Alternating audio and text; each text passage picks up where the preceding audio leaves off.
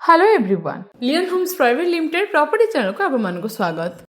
आज आम चलतु मृत्युंजय विहार रे आ गोटे घर बारी प्लॉट विजिट करी आसीबा।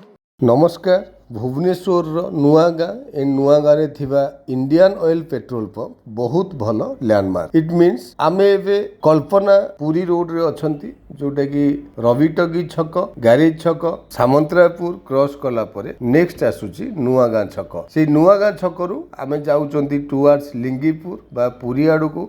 आपण माने जानिथिबे एबे पुरी बाईपास हे गला परे एई एरिया रो डिमांड बहुत बढ़ी जाइए। एनिवे से नुआगाँ पेट्रोल पंप रु 500 मीटर्स आसिला परे आपण माने देखिए राइट हैंड साइड रे लिंगीपुर रो आईसीआईसीआई ब्रांच। आमे से आईसीआईसीआई ब्रांच फ्रंट रु यू टर्न नहीं एगेन आसुचंती टुवर्ड्स रविटगी छक।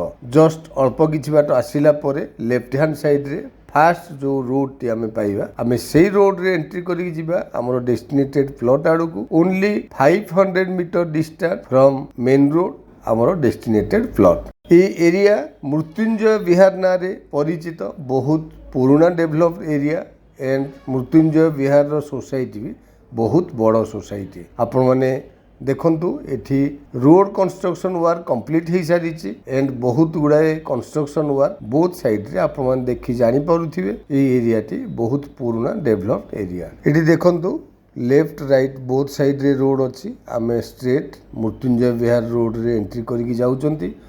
अल्प किछि बाट गला परे एगेन राइट को टर्न करिकि जिबा आमे हमर प्लॉट आडू को। नुआगाँ पेट्रोल पंप रु आम प्लॉट रो distance only 1 kilometre and Lingipur traffic बा पुरी बाईपास रु आम प्लॉट रो distance only 1.5 kilometre. So definitely बहुत भल लोकेशन आपण माने ऑलरेडी देखि पारुथिबे।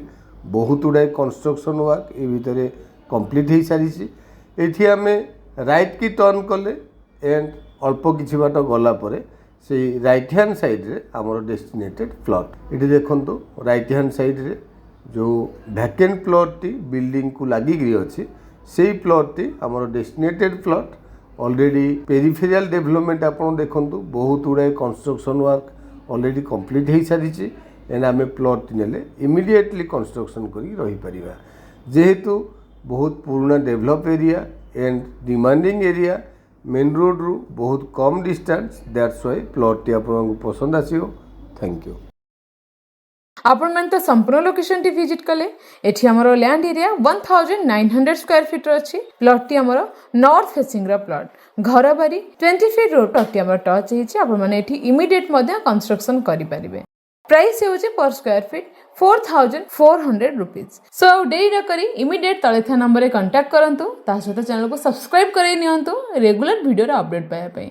जदि आपण मन को वीडियो टी भलो लागिछि do like share and comment. Thank you.